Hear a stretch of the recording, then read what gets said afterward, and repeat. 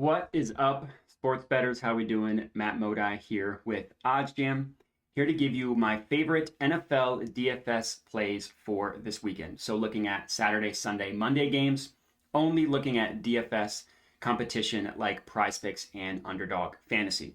So the strategy for choosing profitable DFS plays is pretty significantly different than regular sports betting. So if you're watching a video giving out like bets specifically on sports books like FanDuel and DraftKings, doesn't necessarily mean you should take those same plays for PrizePicks and Underdog. And the reason why, so when you are betting on an actual sports book, not doing DFS, you're looking for value across the markets, right? You're not looking to play the plays that are most likely to hit because those plays are probably going to be more expensive to buy. For PrizePicks and Underdog, the strategy is incredibly different. You actually, in those cases, you are just trying to find plays that are likely to hit. The reason why is because these DFS companies, they don't charge, or I guess I should say, they charge the same exact payout regardless of what individual plays you are adding. Again, that's incredibly different than a sports book, right? Let's look at this play, Daniel Jones over 6.5 rushing attempts, for example. And this will be our first play for a DFS entry. So let's ignore PrizePicks for now, because we'll get into that. Look at how the sports books are pricing his over. Minus 147, minus 155, minus 150, minus 154. The minus dictates the favorite. The higher the number, the bigger the favorite. That also means the more you have to risk in order to have a higher payout. So the sports books are telling you Daniel Jones is significantly likely to go over 6.5 rushing attempts. So they're making it more expensive to buy. Like take this DraftKings number at minus 155. That means you have to risk $155 to profit $100. It has a win percentage of roughly over 60% based on the minus 155 odds. Now that's not including the VIG removed. With the VIG removed, it's a little bit lower.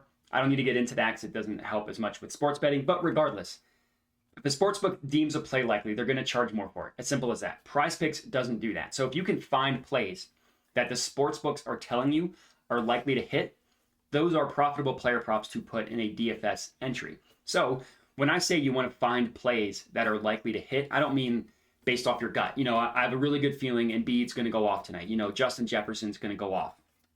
I mean, use the data from the sportsbooks themselves to tell you what plays are likely to hit, and then just put those in a DFS entry. And that's exactly what OddsJam does for you. So the first tool I'm going to show you is the positive EV page. The next tool is going to be the OddsJam screen.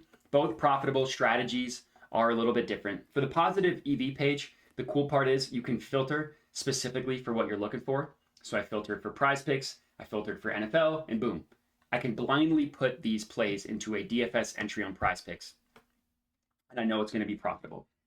And I talked about this Daniel Jones one. So the way that the odds shake out for PrizePicks, so for a two-leg entry, you double your money. That means the individual, if you want to back out the odds for the individual leg, it's roughly minus 137 for a two-leg entry. For a 5 or 6 leg one, because the payout's higher, obviously the risk is higher as well. So it's kind of a risk-reward situation. But the implied odds are only minus 119 per individual leg. So in terms of value, it's actually better to play 5 or 6 pick flex plays as opposed to like 2 to 4 leg power plays. The best value is on 5 or 6 legs. Higher risk, higher reward. So these sports books are telling us that this play is going to hit roughly 55.73%. This is with the VIG removed. But still, we're getting a play that's 55% chance to hit. And we're not paying any extra juice because it's likely to hit, which makes it a good play to add. So Daniel Jones over 6.5 rushing attempts is play number 1. Play number 2 is Keenan Allen over 6.5 receptions. The same logic here. The implied odds on PrizePicks are minus 119. The no VIG odds price this just below minus 125, giving us again a 55.5% win chance for this bet. So the sports books that do this for a living, literally price odds for a living, are telling you that this play is going to hit roughly 55.5% of the time. But because we're using PrizePicks, we are not charging any extra juice. Now, the third play is also in the Giants game, and my understanding is you can't combine two players from the same team.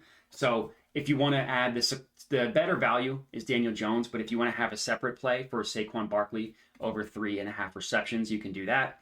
Implied odds of minus 119, as we know. No vig odds of about almost exactly minus 122.5. So the win percentage for this one is 55%. So basically, the sports books are telling us this is going to hit just above 55% of the time.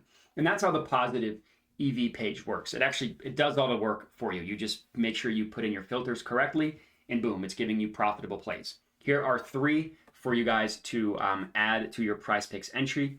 That's not the only 3, though. Next up, you want to go to the OddsJam screen.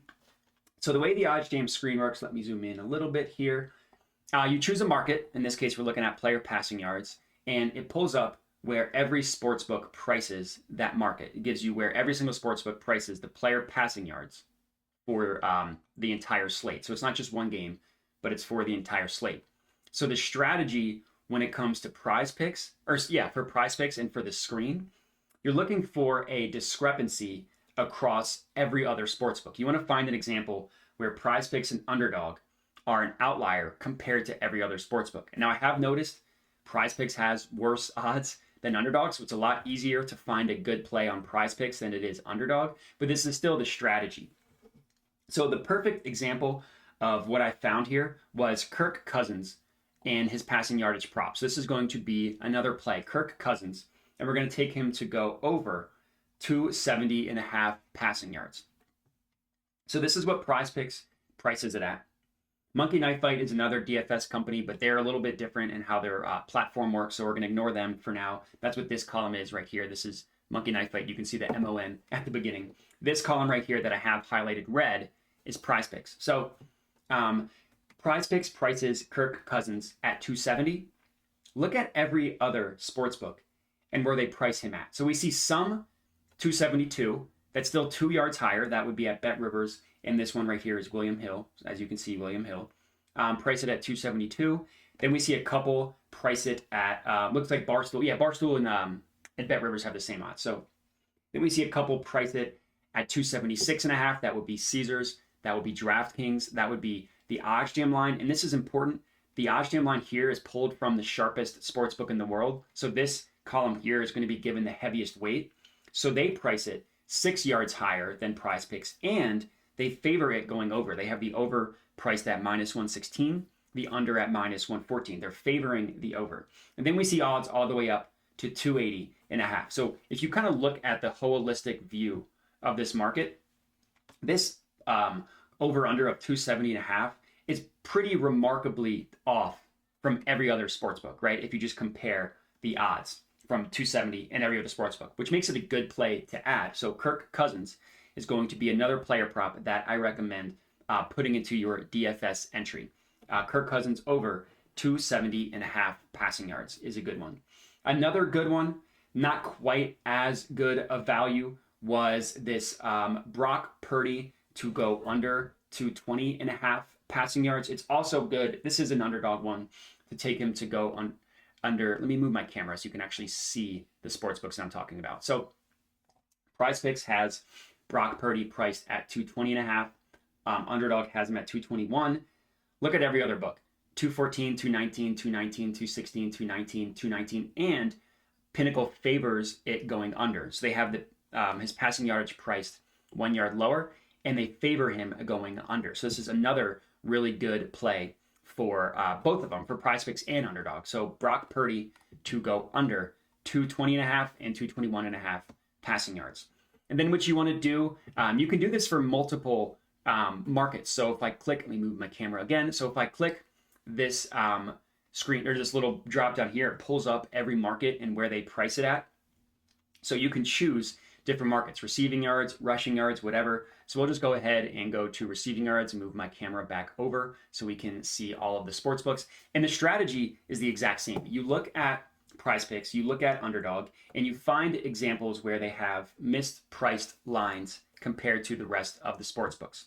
A pretty good example of this is specifically on PrizePicks. Kenneth Walker to go over 10.5. This is receiving yards. That's what this market is. So some sportsbooks also price it at 10.5, but they favor it going over, like William Hill, like Bet Rivers, like Barstool price it at 10.5, but they favor the over. More important, most sportsbooks have it at 12.5, 2 yards higher. And those 2 yards are a huge deal when it comes to the grand scheme of things. There's like a 15 to 20% chance that Kenneth Walker lands at exactly 11 or 12 receiving yards, which would obviously hit your over and would lose the majority of the ones at 12.5. So even the smaller gaps, the lower the yards go, the more important the gaps become. So this is another really good play. Kenneth Walker to go over 10.5 receiving yards, specifically on PrizePicks. And then the last one that I have here, this is in the Cowboys versus Bucks game. So for the Monday night one, another PrizePicks one is Cade Otton to go over 22.5 receiving yards. Similar logic here. No other book prices it at 22.5. We see odds all the way up to 25, with majority of them at 23 as well. So again, a pretty big outlier here on Cade Otton to go over 22.5 receiving yards. And that's going to be it. So all of those player props I recommend locking in. If you're tailing these, comment and let me know. Other than that, please remember to like, subscribe, all that good stuff, and enjoy the NFL slate this weekend, and have a good one.